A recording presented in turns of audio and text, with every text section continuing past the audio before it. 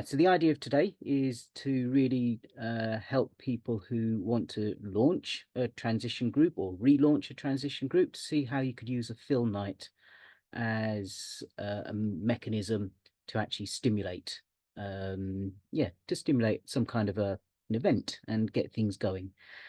So, so my background is, I guess, yeah, probably was about, I don't know, 2007, 2008, 2009. I can't remember when I first encountered Transition Town, but it was, um, yeah, it was when I moved back to England from Croatia, and I connected with the local transition town. The closest one to me was in Brixton, and very soon I lived a little bit further away from there. It was about 20, well, half an hour walk. And so I decided to also start one where I lived as well. And so pretty much from day one, we started with things like film nights just to get people together. And as part of kind of permaculture network, we organized film nights as part of the regular permaculture network in South London. And so this is a tool that we use a lot, that I've used a lot, and it's something that I find really, yeah, it works really well on several levels. So what we'll do today is I want to make this as participatory as possible.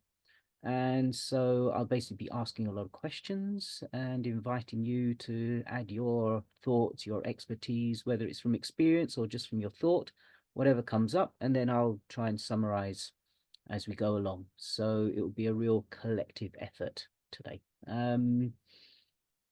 So I guess the first question we can ask ourselves is, what is the point of a film night? What is the purpose of organizing a film night? Why would you want to do something like this?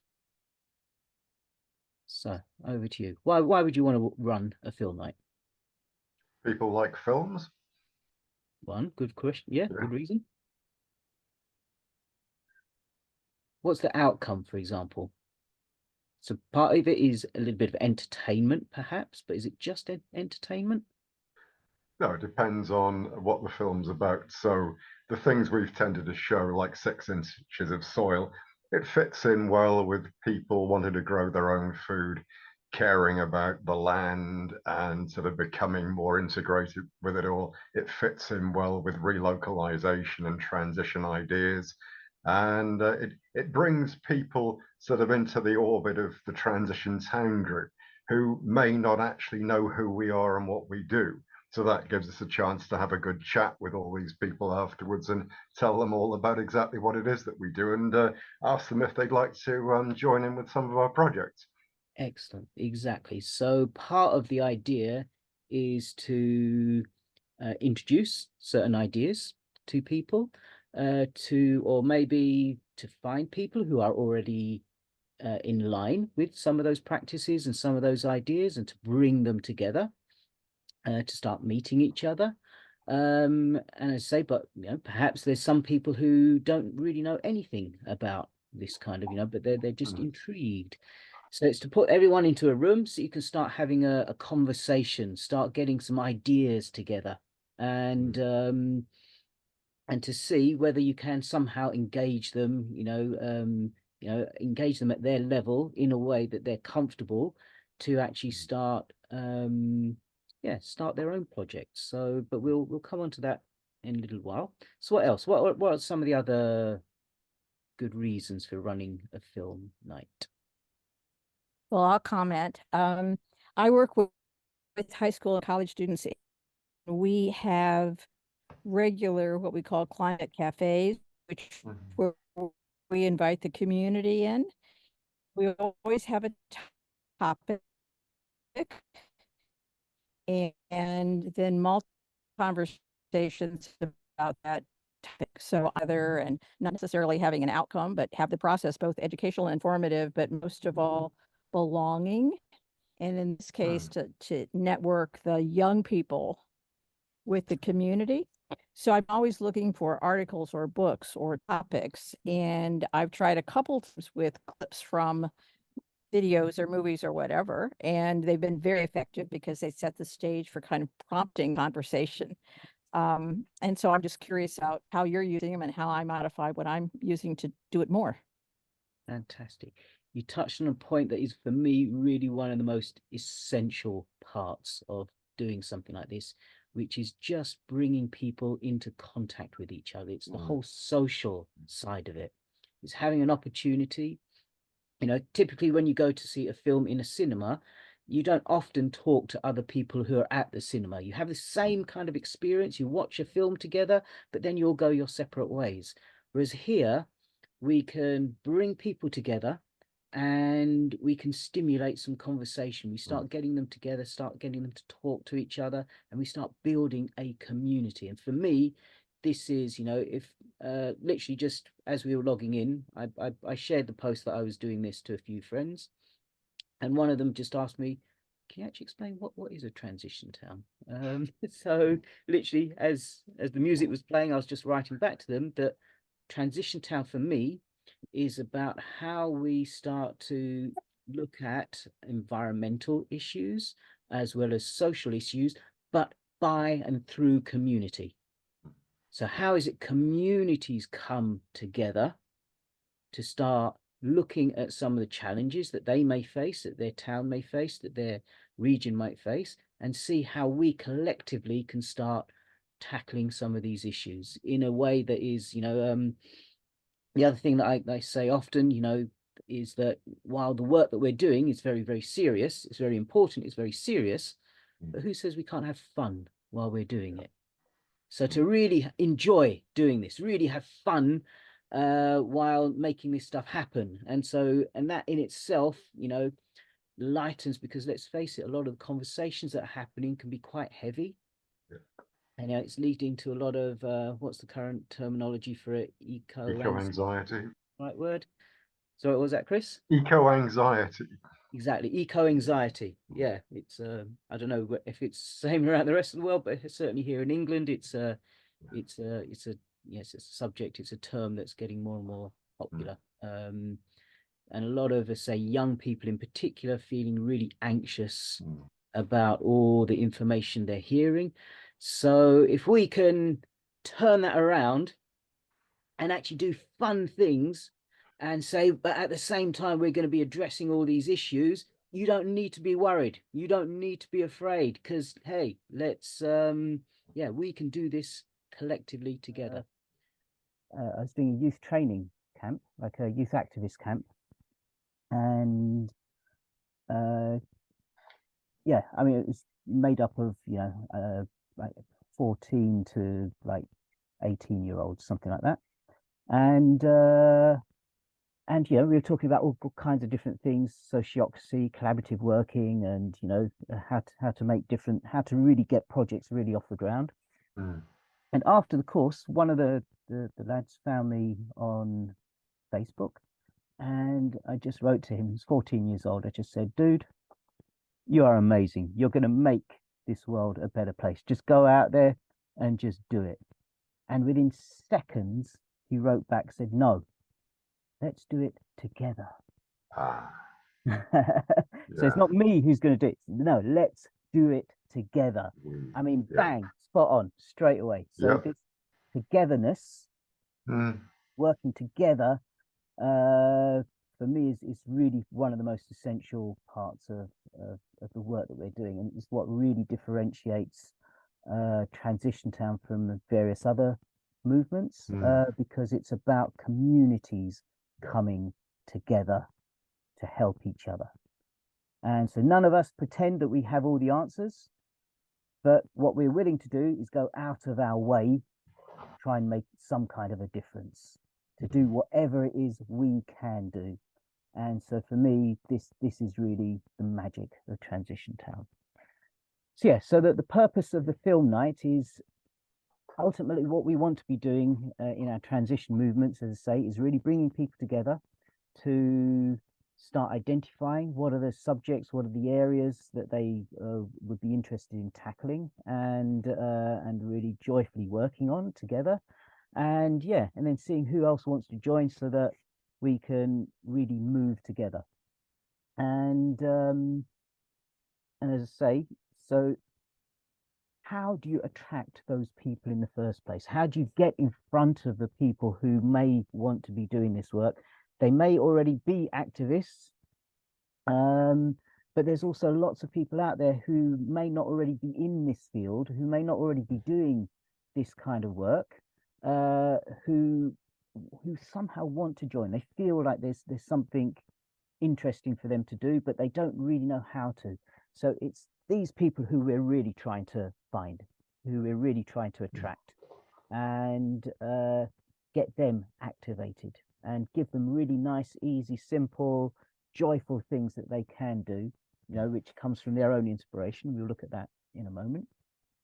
So yeah, so the film night is just one way in which to attract people, and we'll look at how to set up the actual event later on.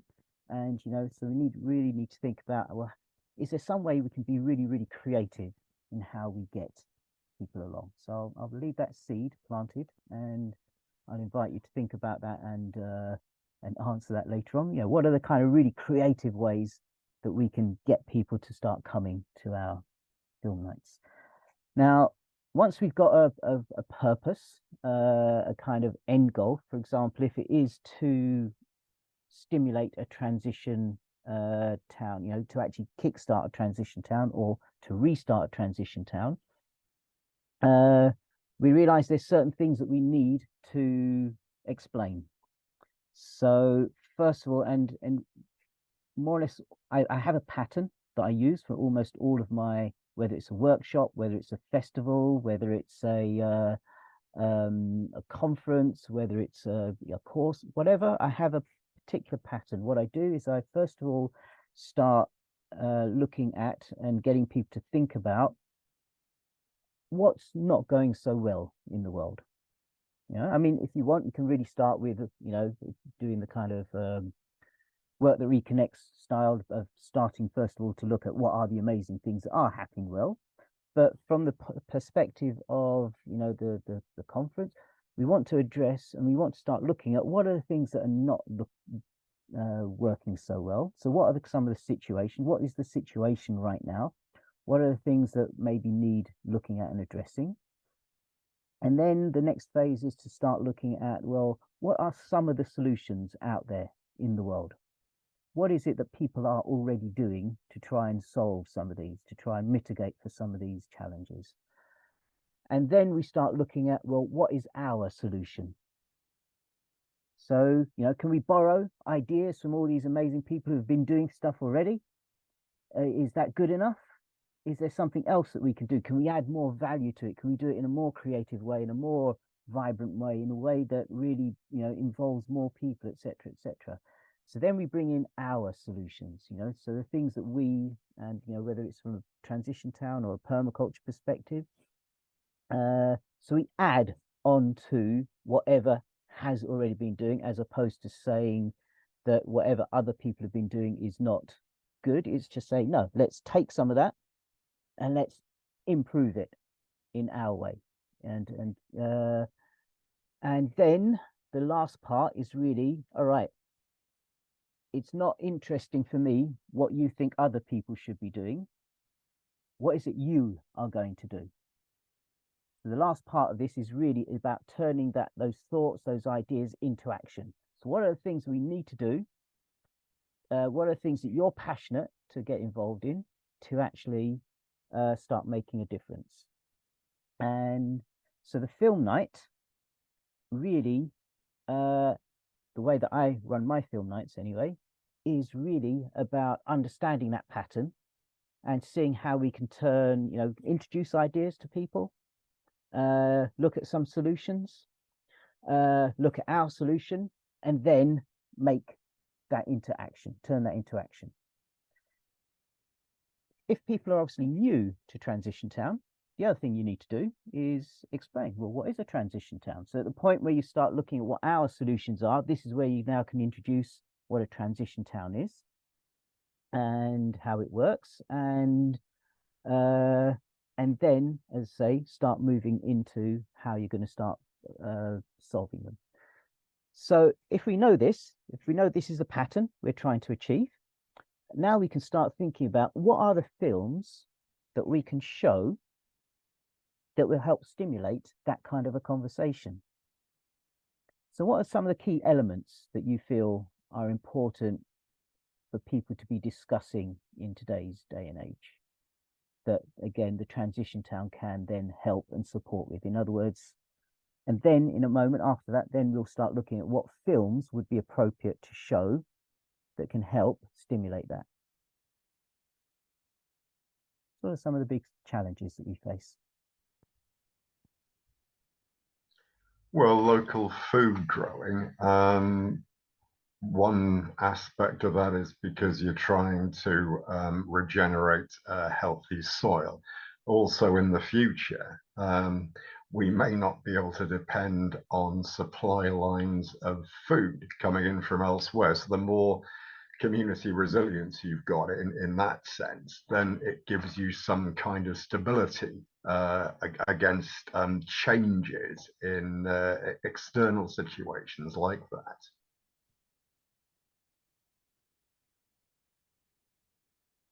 Okay, brilliant. So my other laptop's just restarted again.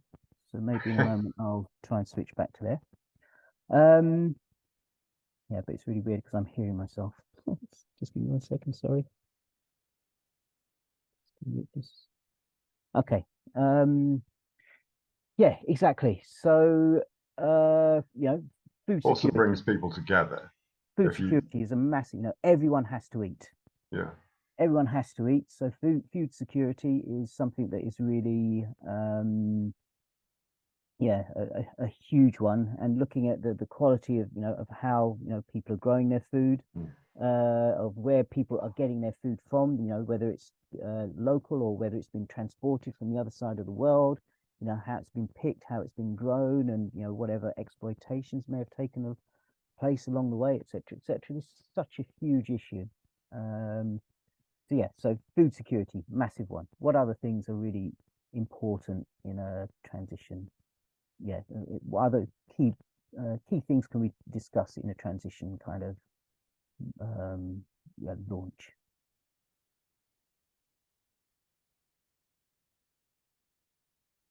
Energy.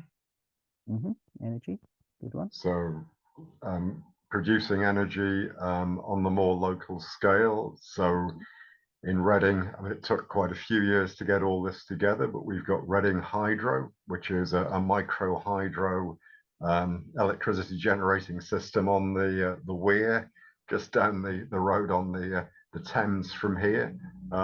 There's also Reading Community Energy Society, which basically aims to put solar panels across the town where, ever some company or even local churches and schools will allow this to happen because they can see the benefit. And it starts to bring people together thinking along these lines. And then that sparks further conversations about transition and helps to build community resilience. Brilliant. What else? It'd be nice to hear from some others. I don't know, Esther or Dan or Mark or Rowan, if you can type. I was thinking about the challenge of individuality, like people being pushed to just focus on your own thing and put your solar panel on your house, but forget about the rest and save yourself. And like this is the challenge, and maybe what you were mentioning earlier, the community, the power of doing things together and caring for each other would be like a way of working with that. Yeah, in a nutshell. Fantastic. So I'm just trying to switch over to my other laptop as well now. Okay, should be back on here now. Yeah, can you hear me? Is this working? Yeah, I can hear you fine. Great. Oops, except I've muted. So 1 second. On mute. Okay, hopefully I can hear you as well now.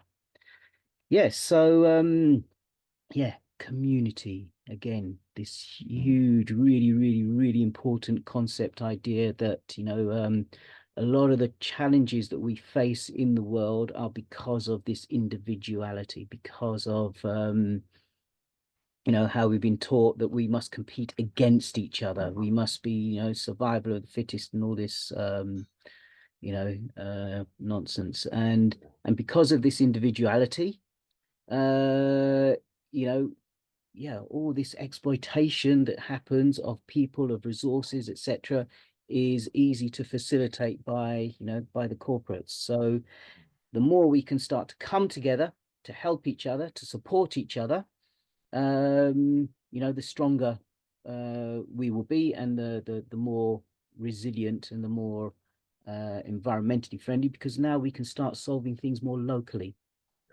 We can start growing things more locally. We can start producing things more locally. We can start, if we start having the conversations again around the importance of, for example, having food in season, as opposed to wanting food, apples all year round, or things, mangoes and things from the other side of the world or whatever. To go back to actually being more local and seasonal, has so many advantages. I mean, okay, fair enough. We won't get mangoes in England ever again, but all right, we can live with that.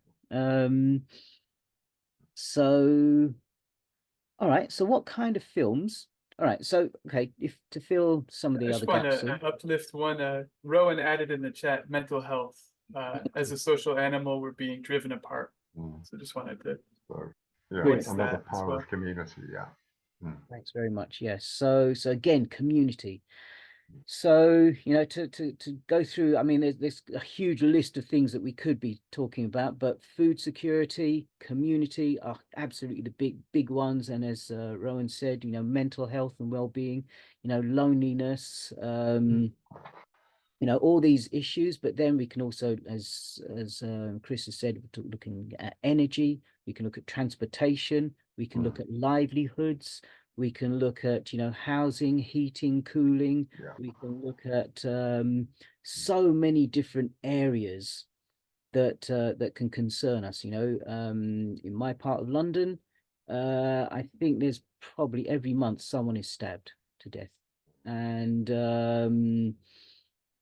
so safety, security is really, again, a really important thing for many people, and to try and understand why stuff like that happens in the first place, and how we can mitigate for that, and how we can create communities that actually care for each other rather than feel the need to start killing each other.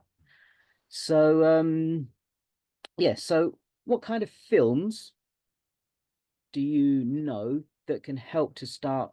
Let's imagine that we're going to have a film to kickstart a project.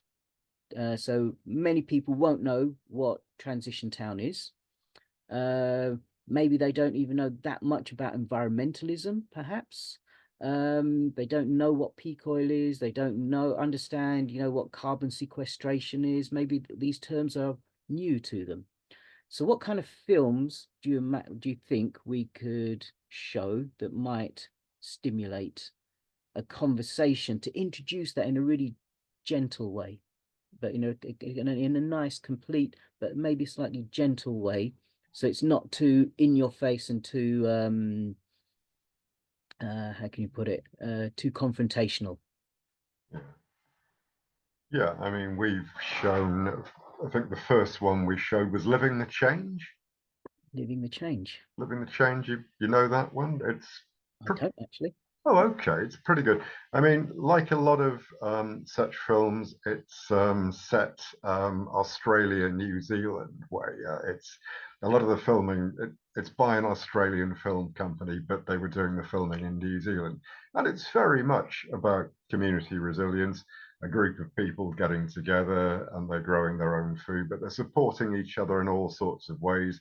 They're sharing skills. Yeah, they are becoming this very warm, self-sufficient community. So that's, yeah, it gladdens your heart. You walk out feeling much better than you did if you were feeling, oh God, it's all over this world. God help us all. You walk out of that and you think, yeah, this is good. And then the way we did it in the Reading Biscuit Factory, of course, we could all get together afterwards and start talking. And well, that's community, isn't it? That's what we're doing. And we put on a more was it the sequel by a guy called Peter Armstrong? That was a bit more theoretical, if you like, that sort of hard transition, some of the ideas, and yet that went down well.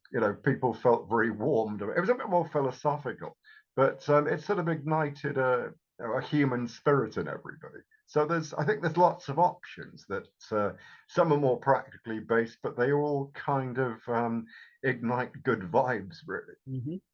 Fantastic. So I see there's a few things in the chat. Do you want to maybe summarize some of those, Dan? Yeah, we have added Living the Change and a link for that, and Imprint, which is a recent film from Matthias Olsen, and he's got a whole bunch of films on that website, Campfire Stories. Also added a link there. Rowan shared 2040, Practical Solutions to Environmental Concerns, in the description. Practical solutions to environmental concerns are addressed with the hope that the filmmaker's daughter, who's 21 years old in 2040, will face a hopeful future. And I was about to post another one called Gather, which I'll put the link to here. Link to the trailer is around native food systems and the story of rebuilding native food systems. Yeah, so that's what's in the chat here. Great. So excellent. Thank you very much for offering those. My favorite one that I quite often show is A Farm for the Future. Yeah, it's good. And the reason why I really like that film, that documentary, it's not too long. It's 45 minutes, something like that. So it's not, too long, for people to watch. But it very gently looks at what peak oil actually is and what some of the repercussions are of peak oil, especially for the food industry. Is the person is the documentary maker, her father, who was a farmer, and he's getting on, and at some point he needs to retire, and he's kind of asking her, well, I mean, are you going to be stupid enough to try and take over and do what I was doing? I mean, no, you're smarter than that. But she's looking at it. Well, how can I just let this farm go? And starts looking at, well, why did my father have so many potential problems and almost go bankrupt several times? What was the cause of it? And in this exploration, she then starts looking at what the problem is. She then starts looking at what some of the solutions are. So she goes and explores permaculture, forest gardening, and so on and so forth. So a lot of the things that we can then start doing, she's already introducing during the film.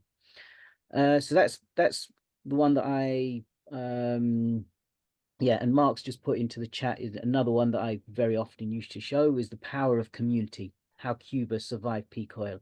Another really, really, really fantastic film, which again, very gently looks at some of the issues that are around and how people solved it. And in this particular case, it was during the Cuban embargo by the Americans. And so they were completely cut off from oil supply, and how they survived, how they came together to start tackling issues through community, obviously. So so again, if there's more films that you'd like to pop in, feel free to keep popping them into the chat. I think Rowan's just mentioned Dirt as well. Mark's mentioned Big Little Farm, which is not one that I'm familiar with. So basically you can pick and choose the kind of film that is really going to stimulate a conversation. And so once you know what your end goal is, what it is you're trying to achieve, what kind of conversations you want to stimulate. You pick a film that really helps you to do that. And so, say with Farm for a Future, it's now introduced peak oil. It's introduced, food sovereignty. It's introduced, permaculture solutions, forest gardening, different, biodiversity challenges, and so on and so forth. So it's introduced quite a lot in a really nice, let's say, gentle way. And so then,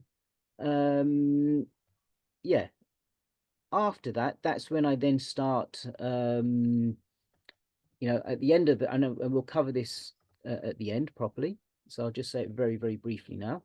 We'll then start to then take, use what we've heard from the film to stimulate a conversation, to start seeing what people felt were really some of the main issues, and then see how we can start seeing, well, what is it people want to do and how they start getting into action. As I say, we'll cover that part towards the end of today. But the next thing I'd like to think about is the actual setting of where we actually host this film night. Why is it important to really get a good venue, and what do we even mean by a good venue? What are some of the challenges and some of the things that we really need to think about when finding a venue? One is cost. So, for example, we used to, I mean, sometimes we've got the Reading International Solidarity Centre. It's a sort of green eco sort of community space in Reading, and we show films in there, and then we sort of cover the license, put them on for free, and ask people if they'll make a donation if they can afford it. Then that way, ideally, it doesn't cost us anything. But we've got the Reading Biscuit Factory, which is an independent cinema, and they will show films there. I mean, as far as we're concerned, if it doesn't cost us anything, we're happy. But obviously, they have to try and keep going. So those are tickets that are actually paid for. So that's a bit different. But they are a professional outfit. They're very community minded, and what we've put on there so far has really, as I said, 6 inches of soil. It sold out twice, and we had to put it on a third time. And they've got a nice space there where we can all get together afterwards and chat and all the rest of it. So, I think it swings and roundabouts really in terms of what your options are. But those are two such spaces that we have in Reading that we've tried out. Yeah. So what are some of the other criteria? What is the concept of, how do you start to think about picking a right venue? So cost is one thing. Are you going to expect people to pay for it? Are you do you have some funding for this? So, and can you keep that going? Is funding really the right way to be doing stuff like this? So the key thing, I've just seen Rowan's put it in there, is accessibility in terms of getting to the venues. So it's the location, as well as, and this is really, really, really important, is accessibility for people with, who may find it difficult to get, to move around or whatever. It's also, so accessibility, not just from its location, but how easy it is for people with different abilities to actually come and participate. What we find very often, and this is maybe another subject that I'd really like to tackle at some point, is we find that quite a lot of the events that that we're putting on do not attract many parts of our communities. So marginalized people, I can go back to when I first started the transition town. It took, I don't know, 6 or 9 months, something like that, before I could actually go to meet them, because every single event they put on was in a pub. And for someone like me, whenever I used to go into a pub, someone would always try and throw a punch at me for some reason. So it's a dangerous place for me to be in. I don't want to be surrounded by drunk people who are not in control of themselves, who are racist, who are, and feel emboldened by the fact that they've drunk so much alcohol. So they enact their, I don't want to be in that environment. So every single event that they put on was in a pub. So I couldn't engage with them at all until eventually I found, in fact, I actually met them at the Houses of Parliament, which was, there was a peak oil debate going on, and pretty much 99% of everyone who was there was from a transition town. And, and that's where I finally met someone from Transition Brixton and said, hey, look, I want to be involved, but I can't get involved. I'm not going to come to your pub events. So they really, and I emailed them so many times in those 6 months to try and get, to try and meet someone, and it just wasn't happening. So they really put an obstacle in my way of participating, for, let's say, for fear of my life. I don't want to walk into a situation which for, white middle class or, working class people, maybe that's perfectly acceptable to go to a pub and to have the odd fight here or there.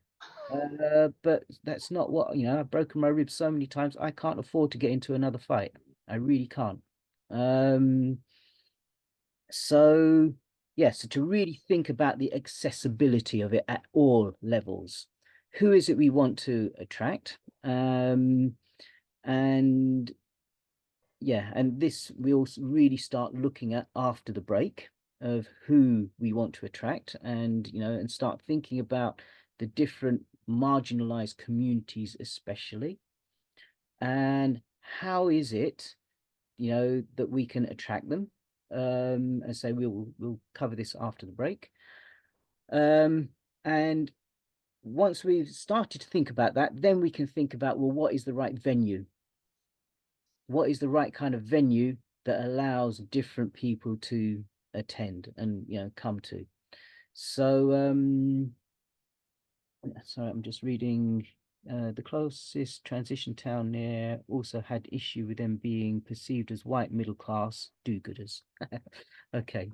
Um, Perhaps they were mostly white middle class. I mean, did they have diversity in their group? And if not, then it's easy to see why, I mean, whether they perceived that as from themselves or whether the other people perceived them as that is, so if they haven't connected with a wide variety of society, then it's really easy to end up going down exactly that line. So we can pick a venue that is really neutral, that is accessible, so wheelchair friendly. We need to think about our friends who are maybe hard of hearing or visually impaired or whatever. All the different, amazing people that we have. How is it that we make sure that they come, regardless of what, so we need to start thinking about what is it that they can do as opposed to what it is they can't do, and how do we engage them at that level and bring them in and involve them. And so yeah, and as I say, and that involves different cultures, it involves different, whether it's sexual orientations and whatever, whatever groups that are perceived as being marginalized in our communities. How is it that we can find a venue that will really allow them to feel comfortable to be there and safe? But we'll look at that as a subject after the break. Is there anything else anyone wants to say on this subject in terms of selecting a venue? I think most of the points that I wanted to cover has been covered by everyone. So no. In that case, let's take let's say a 5-minute break. And as I say, after the break, we'll look at how to invite people and how to actually put the night on, how to actually run the event. And then we'll have a question and answer session at the end to kind of close things up. So is 5 minutes okay as a break? Yeah, okay. Yeah, wonderful. Okay, see you in 5 then. So that's 01 in my books, 1 minute past the hour.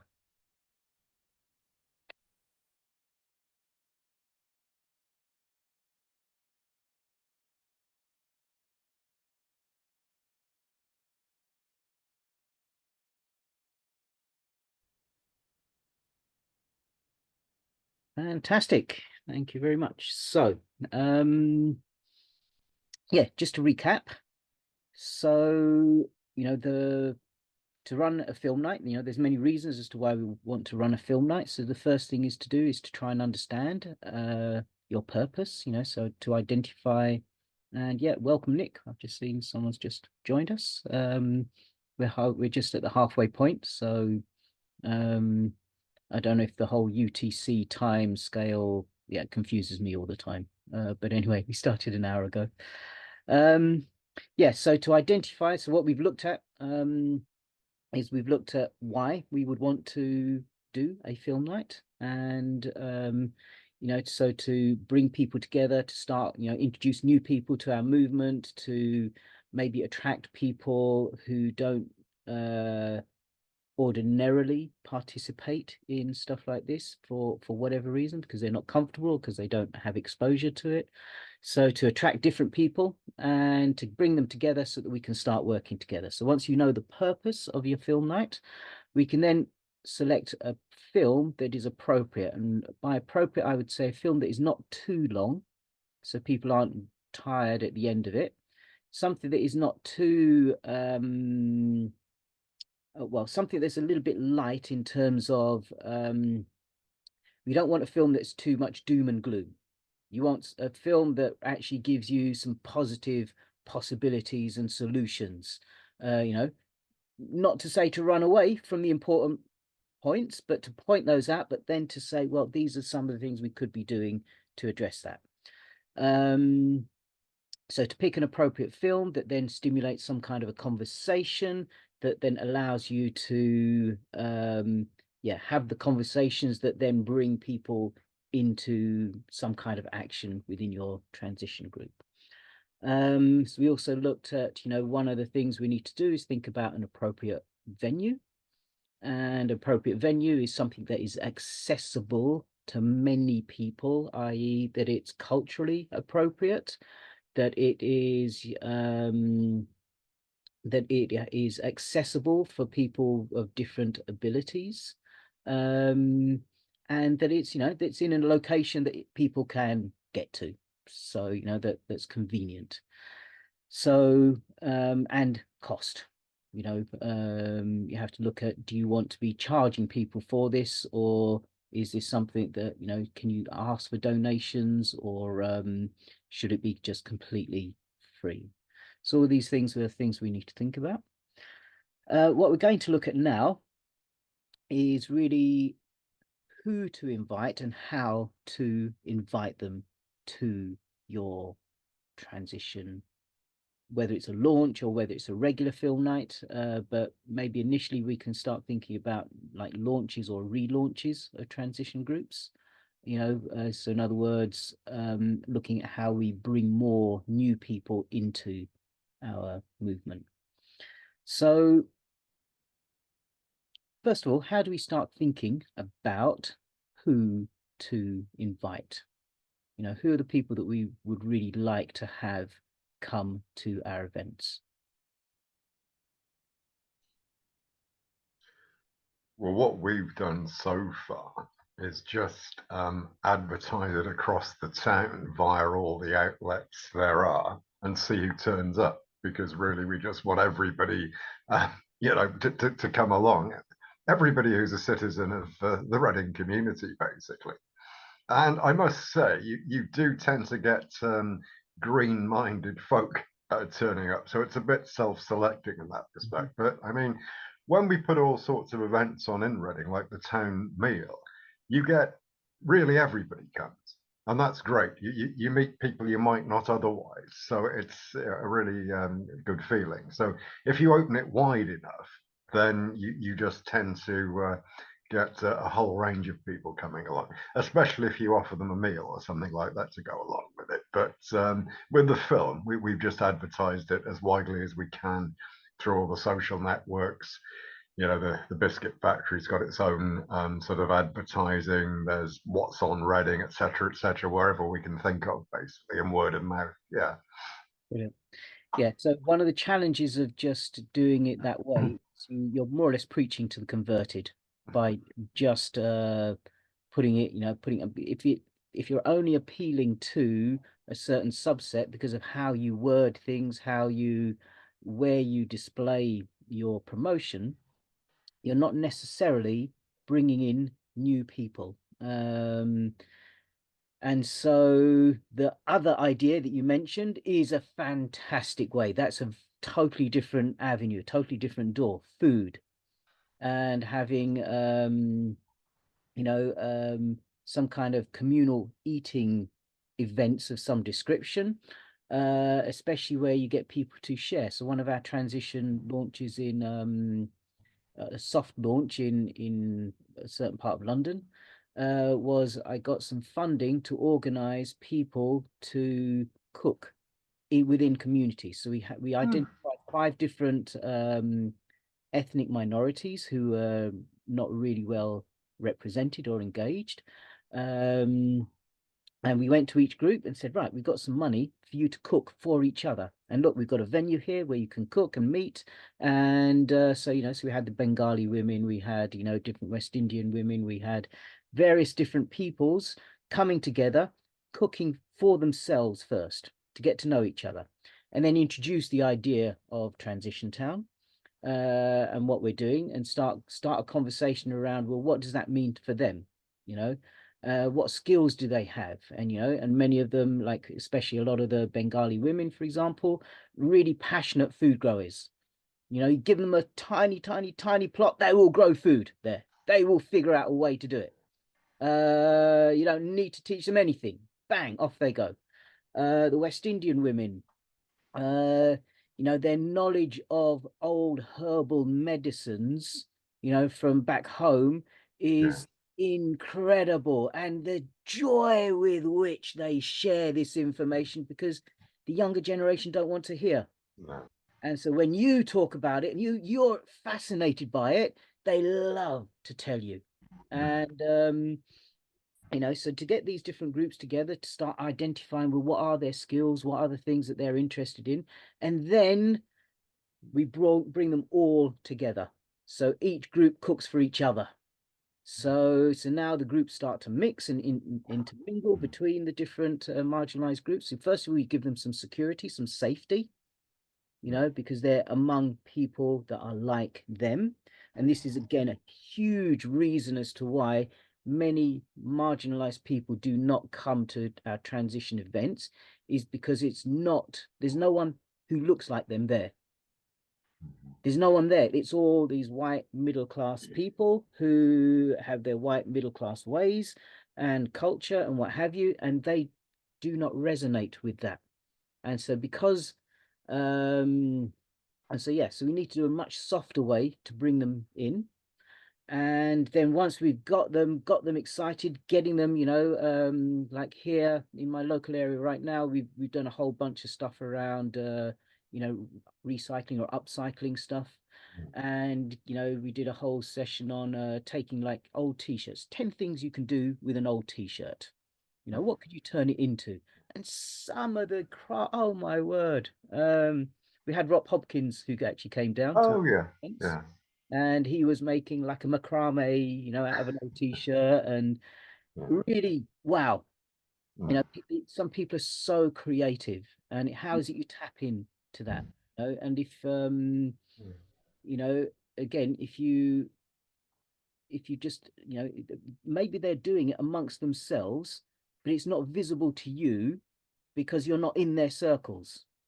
But it's happening. What we find is people who are marginalized are infinitely better at doing transition because they've been thinking about, out of practicality, they've had to work out how to survive in a world that doesn't really give them any opportunities.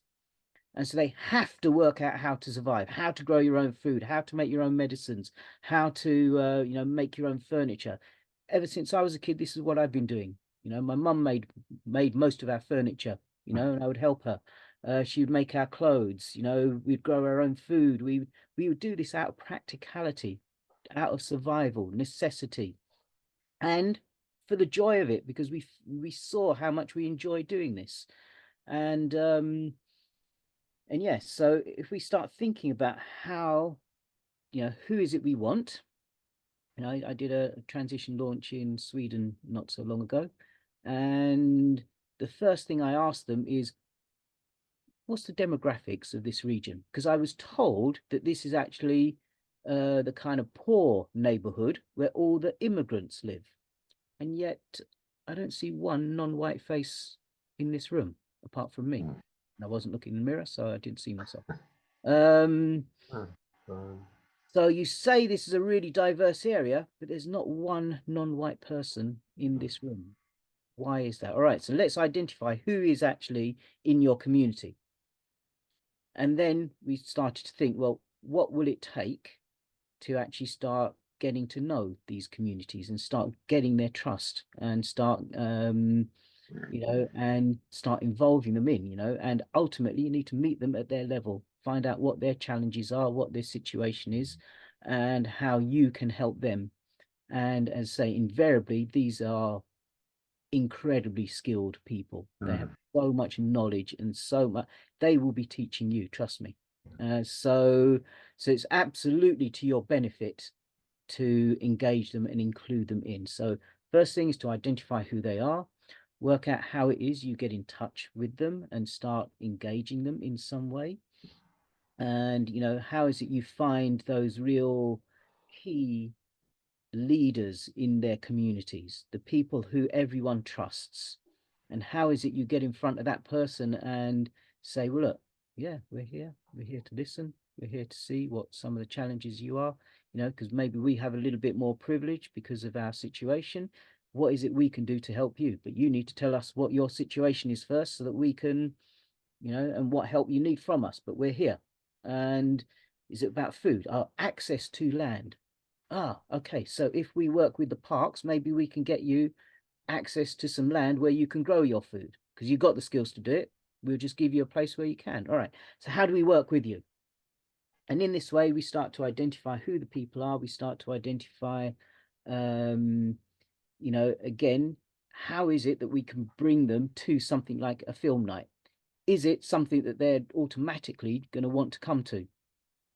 Probably not, unless there is some, you know, so if it's a film in Bengali about Bangladesh, if it's a film about Pakistan, a film about Nigeria, a film about, you know, wherever your community is from, that is looking at the environmental impact in those areas, you know, what is it that you can do to actually attract them? So maybe you might need some gimmicks of some sort. One of the gimmicks I use is because I've been for about 25 years making pedal powered generators. So, and, you know, okay, admittedly for about 10, 15 years, I wasn't doing it, but recently I've just started to get back into it again. And it's really surprising still how fascinated people are with a pedal powered cinema or a pedal powered sound system or just pedal powered lights, just disco lights, whatever. You know, it's incredible. You set one of these things up and people just want to jump on, and as soon as one jumps off, the next person's ready to jump on again. And you know, at the permaculture convergence last year, I took one of my sound systems there, and you know, all night long we played music, we blasted music, pedal powered. And so pedal powered cinema, it's fun, you know, it's interactive. People have to engage, people have to, if you don't pedal, you don't watch the film, you know, simple as that. So yeah, so how is it that we, you know, what is our gimmick? What is our gimmick? Because at the end of the day, you just want people to come. And then once they're there, then you can start thinking about how you find out what their needs are. Then collectively start finding solutions. So anything else anyone wants to say about how to invite people, how to attract people? Are there any other ideas that you've got? Anything that, I don't know, maybe you've either tried or something that has just come to your mind just now? Oh, I'd like to try this.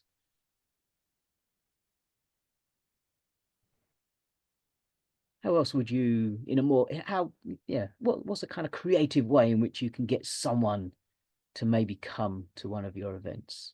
We have a guy here, and he has this sort of pedal powered show, and he does it mainly for kids.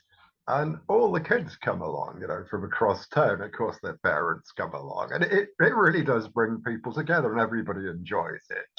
Yeah, it's so. For example, that kind of thing can be the seed from which much grows effectively. Yeah. Exactly. So yeah, any other ideas? Anything, something coming up for anyone? Something they'd like to try, or I was thinking about people who cannot move for disability reasons or because they are elders and they cannot physically move or they don't have a car. And I was thinking that there is a bus service, mini bus service. And I was thinking about decorating one of those mini buses and going around the neighborhood and like inviting people beforehand, but offering this service of we're going to to your door and you can join on the bus and then everybody goes together to the place, something like that. excellent. Otherwise they would never go. Mm. Fantastic. Or could you somehow take it to them? So go to an old people's home or something and have the film out on their lawn on on a big screen on their lawn, and attract other members of the community in to connect with these elderly, people who are, let's face it, many of whom are quite lonely and would enjoy, I mean, so again, some of the projects that we've done where we very intentionally grew food and then got some of the young kids to knock on the doors of some of the elderly people in the community who they would never ever see, because they were too scared to come out, because they keep listening to the news about how all these young people are all dangerous and they're all hoodies and all carrying knives and whatnot. And they're coming with a basket of food. Hey, we grew this food just down there and we thought, maybe you'd like some. And and then the conversations can then start, and you can then start saying, so yeah, there's a lot of us who, we're kind of, we're a little bit bored. We'd really, there's some of us who'd really like to learn how to sew or how to knit. I don't suppose you know how. You can? Oh wow, would you come down and show us? And whatever, however the conversation starts, but just to find out who they are, what skills they have, and then encourage them into the community, and come to the community center or whatever, if you have a community center. Unfortunately, we don't have anything like that where I'm currently living. But come down to those community spaces where and start getting involved. I remember the Transition Brixton open space. Once a month we would have an event where everyone was there. All of the transition projects were there. The energy company, the Brixton Pound were there. I started various food cooperatives, so the food cooperatives would always meet there. You'd have the knitting circle. You'd have the sewing circle. If you got something to be repaired, there were people there to repair your stuff. Like all of the different groups were all there at this one event in different places, and people could just mill around and just go and connect with whoever they wanted to. And it really, really, really did have a beautiful sense of community, because you just kept seeing the same faces again and again until it becomes really easy to trust and talk to each other. And yeah, really lovely. So yeah, so thinking of different creative ways that we can invite different peoples to our events. And so then the last thing we can think about before we just open it up for questions is the event itself. How to actually facilitate and run the actual meeting. So up to now, we've kind of identified who to bring, what the messages we want to share, how to bring them along, what kind of physical space we have. But now, how do we actually run the event?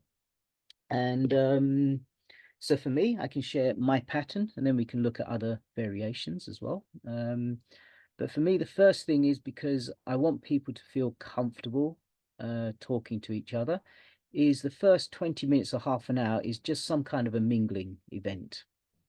So whether I facilitate this and actually get people, you know, walking around and then just, you know, say, right, stop, whoever the closest person is to you, ask them this question, you know, whether it's facilitated or whether it's just a general, hey, look, here's some food, eat and talk amongst yourselves kind of thing. That's up to you. But and it's different in each group. Some groups are very comfortable just going up to a stranger and starting to talk, but some people really are not. So in those cases, facilitating a conversation, facilitating getting people to start talking to each other is a really useful skill to have. It's a useful tool. And so, yeah, so you get people to start talking to each other, get them, you know, comfortable with each other, you know, share something. And again, there's lots of different ways in which to do that. And then you start the film, let's say 20 minutes, half an hour into when the film, you know, where you're the start of your session. The advantage of that is people will come late. And so, and as I say, and because you've chosen a shortish film, you know, something that isn't too long, so half hour, 45 minutes, maximum 1 hour, you still have plenty of time. And, you know, the fact that you started half an hour after the start time is perfectly fine. You still have enough time to show the film and do the you know, the rest at the end. So, and I say it gives people time to kind of turn up a little bit late and still get the full content of the film. So yeah, so you show the film, and at the end of the film, what I typically then do is I ask them, you know, if it's a small group, I can ask everyone one by one. If you've got like 40, 50, 100 people or something, then maybe you need to do this in groups. So you get people into little groups of 3 or 4. Or as I say, if it's a smaller group, you can talk to it. But ask everyone to share what they really took from the film. What was the real standout moments? So what really impacted them? What is it they learned from it? And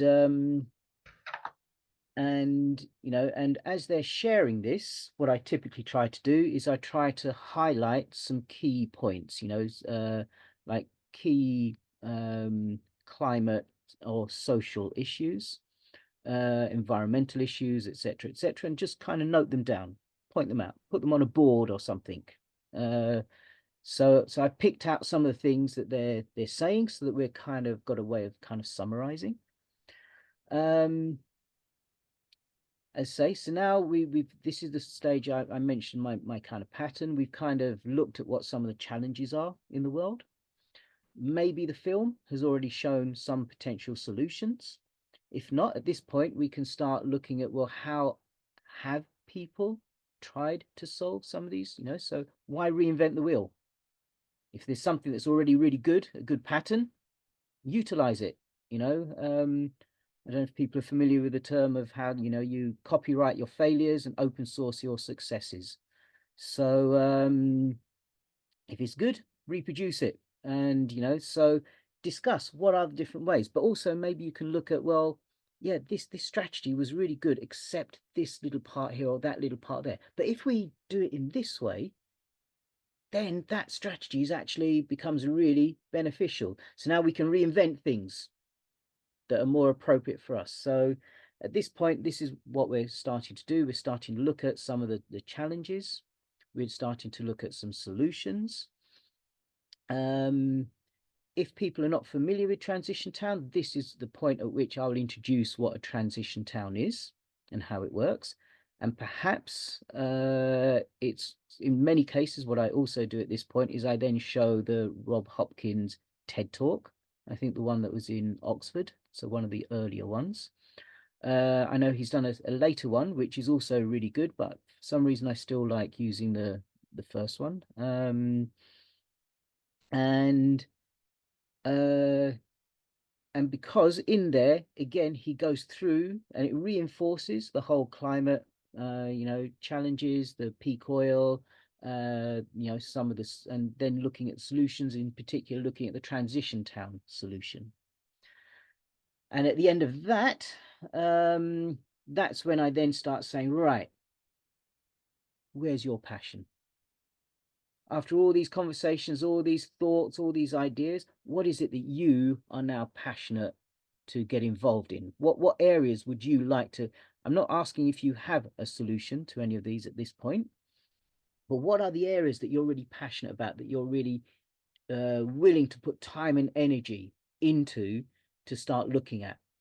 And we'll go through some of the key things, like, is it transportation? Is it education? Is it economics, livelihoods? Is it food sovereignty? Is it energy? What are the areas that people are interested at? And we kind of name them and then start saying, right, who's interested right now? I mean, you can be involved in all of them, but right now, which is the one that you really love to have a conversation with someone else about right now?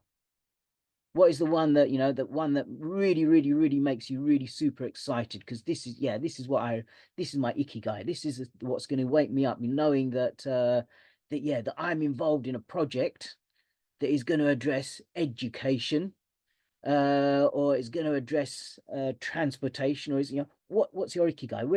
What's the area that is really going to make you passionate, to really want to be involved? And so we get everyone into those groups and we tell them, right, what I'm interested in you discussing is what I'm not interested in is I'm not interested in anyone saying what the government should do or what someone else should do.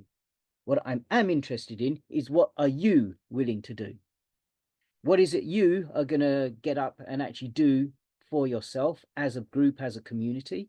And so to start discussing those.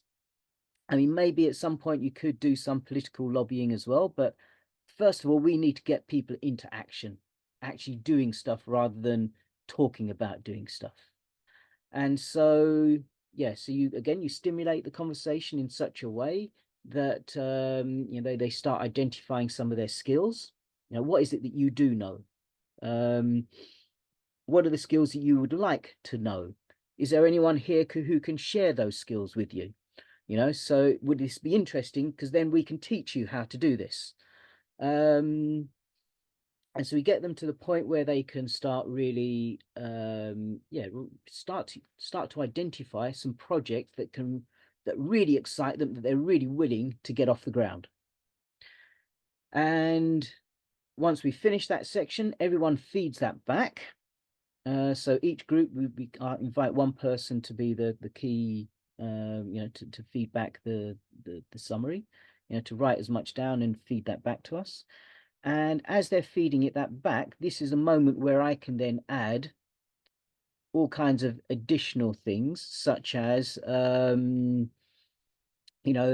if there's a project that's already doing what they're doing, is I can say, well, it's worth taking a look at this. I'm not saying that that's the only way to do it, or that's how you should do it, but maybe there's some ideas.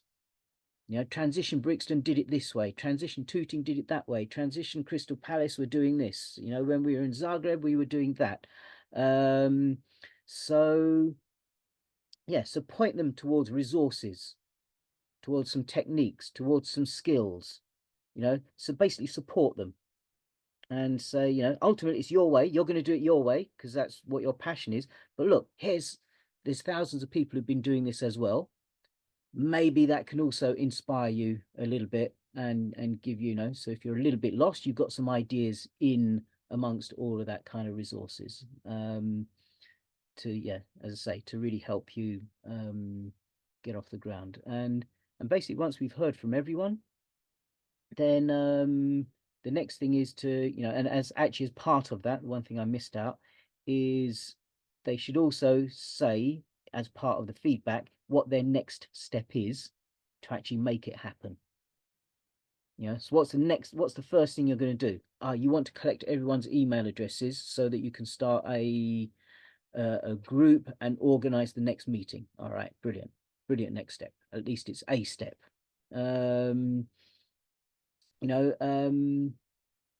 So yeah, and basically you get people excited, and as I say, you note down people's next steps.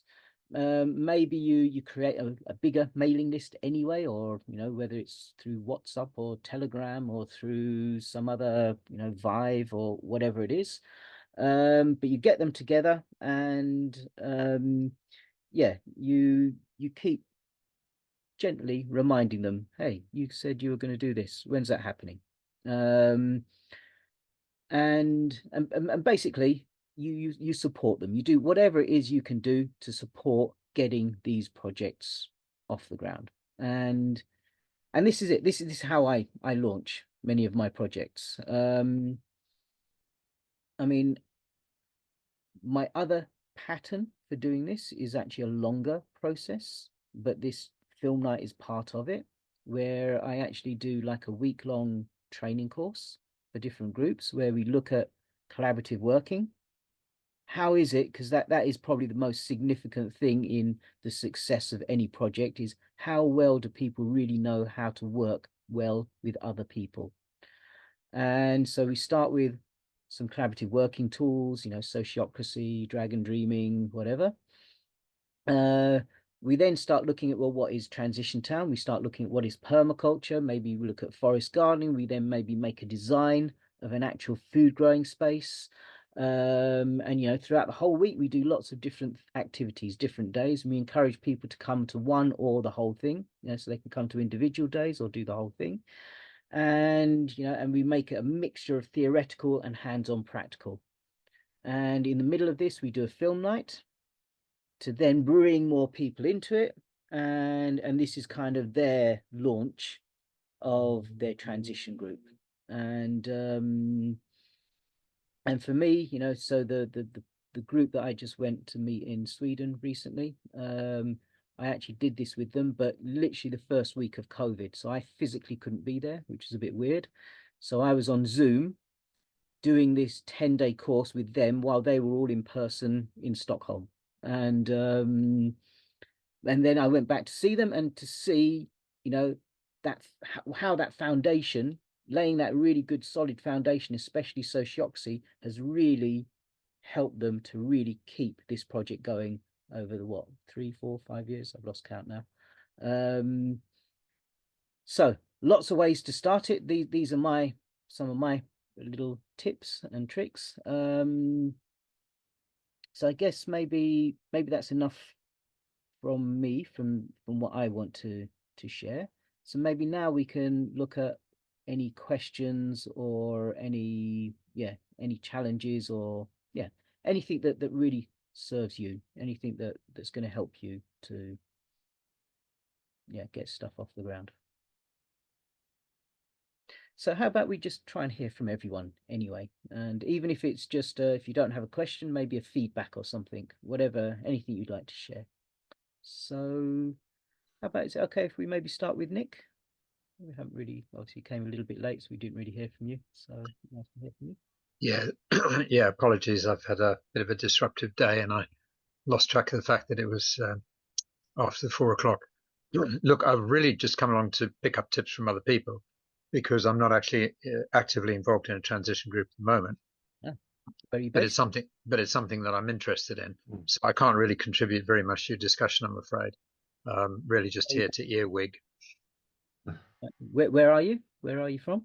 Herefordshire. Herefordshire. So, and I don't know so many of the transition projects around there, but is there a transition? Well, I was involved in setting up Transition Hereford, but that was a long time ago. And Transition Hereford no longer exists. Right. The nearest one that does still exist, I think, is probably called Transition Leominster. But that's quite a small group, and I'm not quite sure if they ever show films and things. Right. So we're a bit thin on the ground, but it is something that I try and keep track of. I mean, I went to the Transition Network online day 6 weeks ago, whatever it was, because I do try and stay in with the Transition Network, and I think the idea of showing films is a really good one because there's nothing much like that going on at the moment. But as I say, I'm really pretty fully committed with other stuff at the moment. So this is not something that I'm about to start working on any day soon. I really just thought it's something I would like to add to my portfolio of kind of Brilliant. literacy. Okay, brilliant. Well, I hope it's been useful for you. Okay, so maybe Rowan, would you like to go next? And then maybe Esther after that? Yeah, so I said about 5 years ago I tried to set one up, but actually thinking about it, it's probably a lot longer than that. Time flies like mad. Unfortunately, we didn't get any traction, which is why it didn't get off the ground.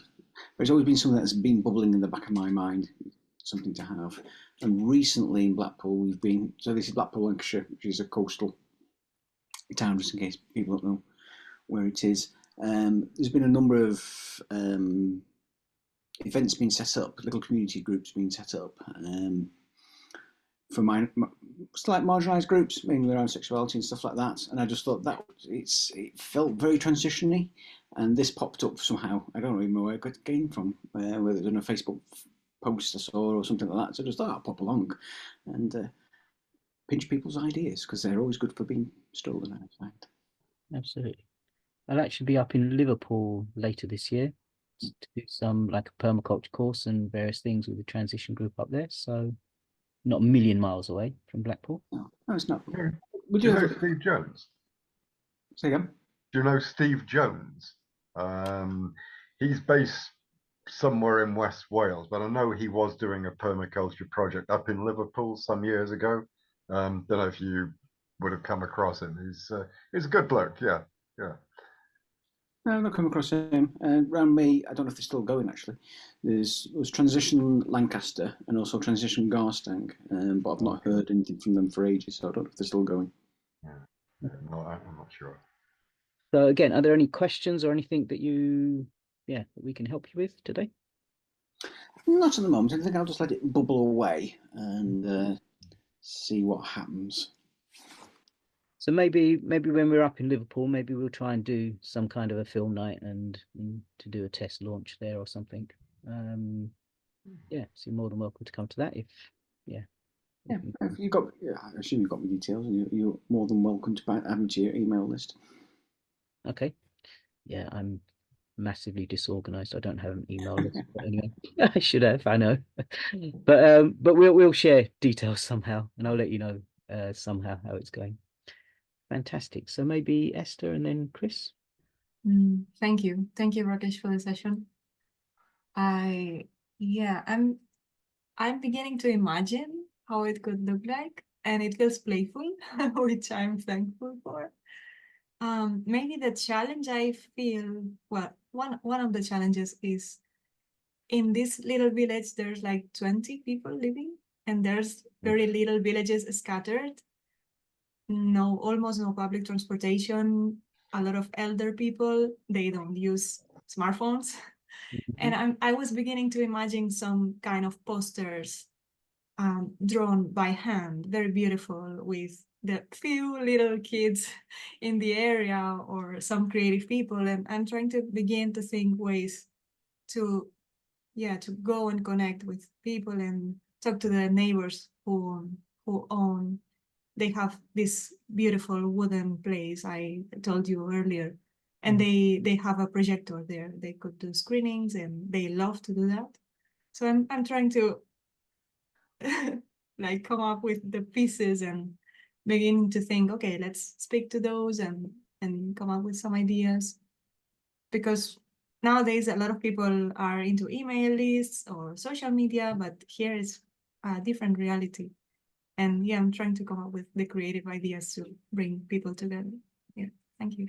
But what I've done in one country, where again it was a really, really small town. I think it was something like 20 people actually living there full time. It used to have 600 people in this village, and it was down to the last 20, and maybe 30 more people come and go, in the summer or but 20 core people, and the average age is like 75. So many 90-year-olds, many, the 55-year-old was probably the youngest in the village. And so many of them were quite reasonably healthy. It was up in the mountains, and but but some of them were struggling, so we pretty much knocked on everyone's doors and just started chatting and just invited everyone for some tea and this, that, and the other, and organized different little events to just get people out and just chatting away and just meeting each other and finding out what some of their challenges were. And then the key thing was to start asking them about their skills, about what they used to do, about their joys, about what things that they really used to enjoy when they were younger, and and start really getting to relive, and just reimagining some things that they would like to, and then just start thinking, well, okay, could you share that with us? There's these kids here who would really love to learn how to do that. That sounds fascinating. Like, I think one of the skills was taking old, well, no, taking grapes and turning it into like this sujuk, like a kind of sweet sausage. I think it's a Georgian technique for turning it into this, so you get some, I know, almonds or walnuts on a string, and you just keep dipping it into this until it just congeals, and it just makes them. And the skill of how to do that is almost lost. And so, yeah, so they started showing us how to do stuff like that, and we basically connected the young people to the older people and said, okay, well, we can help you in this way and that way. Whenever you need some help, if you just need someone to help you to go shopping, just knock on our door. Just we're here. And in this way, we really started, everyone really started to, get to know each other. I mean, I should point out that the stimulation for this was a new group of people moved in to try and turn it into an eco village. And the eco village was kind of sponsored by a corporation, a company. And that company's way of advertising, what have you, created so much tension that the older people really disliked these younger people.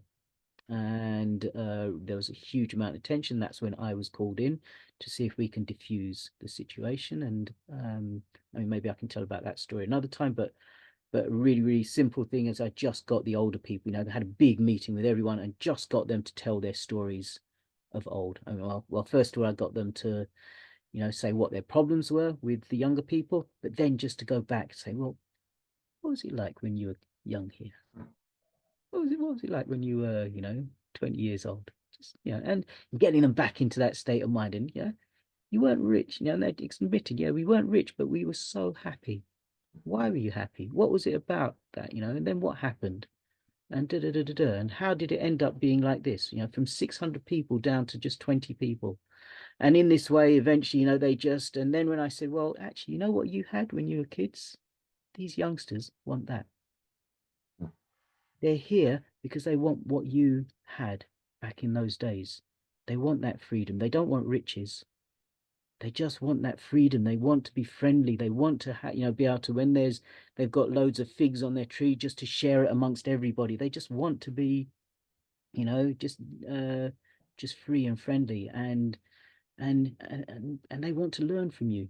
They're not here to, and anyway, cut a long story short, basically we, at the end of that, so many people came to say, right, if you want some land, here's some land. Just, yeah, let them grow stuff on here, let them grow stuff on there, and let's just do stuff together. So yes, it's just about connecting, finding ways to connect people and to get people to meet each other and see each other and identify skills, identify passions, and just get people sharing. That's what it's all about. Lovely. So Chris and then Mark. Yeah, that was brilliant. Spot on. You said it about what are you going to do? I think that's the difference between transition towns and other groups that are. I mean, transition is activist in its own way, but it's different from the activism that is bloody government. They ought to be doing this. Well, yeah, they probably should actually, and all the rest of it. But it's what can you do at the grassroots level with your friends, your neighbours, in your community, hands on, and I think that just sets it apart. We've got a lot of stuff going on in Reading, but we could certainly various people leave over time, they move elsewhere, they didn't have kids, and then they do, and it all sort of shifts around in different ways. But yeah, we need a bit of reactivation. And the film nights are a bit of a recent innovation. We've been doing them for about a year now, a couple of showings last year, and we've had sort of 3 of 1 this year, 6 inches of soil, and we're planning another one. And that really seems to be a very positive way of getting people together. So we'll carry on with that. But yeah, I think along the lines that you've laid out so well there. Okay, so thanks very much. My pleasure. I say the key thing is how to, now that you've got something regular and you've got a buzz going, how do you now bring in some of those marginalized peoples? How do you get them to be more comfortable and to really start coming along? Yeah. And in the same way, like for example, when I'm teaching permaculture in India, I go to a farmer, I don't say, "Oh, you idiot, what are you doing like that for? You should do it like this." As like a colonialist, it's like, okay, so what's going on? How's it going for you? What's working? What's not working? Because you've got the experience, you know what's happening. So what's not going so well for you? All right, so let's see if we can between us explore some ideas as to how we can solve, the fact that you're having this problem, that problem, or the other problem. And so you work with them. You understand. You basically say, hey, no, this is all about you. It's your skills. You're the one who's skilled here. I'm just helping, and giving them the confidence as opposed to telling them what they're doing wrong, and working out solutions together. So many of these people, as I say, who are marginalized out of necessity, are incredibly skilled and knowledgeable in so many different fields. So how is it that how is it that you make sure that they actually benefit your network and bring their skills to you? I can give you an example of, I think, what you're saying. We ended up with some land sort of given to us for a bit by the council because they demolished the old council building. So this land sitting there, nobody quite knows what to do with it. So we basically thought this would be a good place for permaculture. Who knew about permaculture? Well, the Nepalese community, and all these ladies came along and they turned this into the Garden of Eden. It was just amazing. And yeah, they could teach us so much, and they did. And it's great. Unfortunately, the council wants to sell the land off for something else now. But the raised beds, they've been moved off to other locations. So it didn't die, but the skill is there. And we now know these people, these ladies who have these amazing skills that we didn't. So yeah, that's good. Fantastic. Thanks for sharing that. Wonderful. Mark, and then I'll hand over to Dan, who I think will start wrapping up anyway. So Mark first and then Dan. I'm involved, or I've got some acquaintances with several green projects in my hometown, Arnhem. But they all seem to work in their own silos, their own little circles. So maybe the movie nights could start becoming a point, a moment in time in the city where people got more involved and get to know each other and get curious about each other's projects. There's, because of this division, not a lot of activity in trying to get some fundings from the municipality or other groups in the city to help food growing and food sovereignty in the city. And I think for a location with 150,000 people, that's a dangerous proposition. We need to change, at least for some people, preferably the poor, this situation. So what we have been talking about earlier in this session, I think there's a lot of things that I can use, but from the perspective of trying to get these groups together, not so much that I know some people who might be interested in green stuff, there are already into this, but it needs to be concentrated, and cooperation, more collectives need to be promoted. That's my conclusion for the moment. Yeah, amazing. Thanks. Yeah, so as you know, there's a lot of funding available for food growing, especially forest gardening in the Netherlands generally. And yeah, so there's, everyone needs to eat. So setting up food growing spaces and engaging people, giving them the opportunity to try it for themselves in a way that actually works is, a really good way to engage people. And as I say, especially the marginalized communities, they mostly have these skills anyway, so you just need to give them access to land, without all the red tape that typically comes in any kind of Dutch administration. How do you know? Yes, well, let's not go there. I think they taught the British, and Yeah, So it's our fault. yeah. And then the entirely. British passed it on to the Indians, and oh my God, the Indians have made it into an absolute art form of how to make it impossible to actually do anything, So yeah, wonderful. Thanks, Mark. And yeah, I'll hand on to Dan, who I think has a few closing words as well. Yeah, no, the one like curiosity or question was around like organizing in your own home. I love the simplicity of the film nights. It's just like a really simple design, and doing it in your own home if there's the space and the, openness to have people in your home.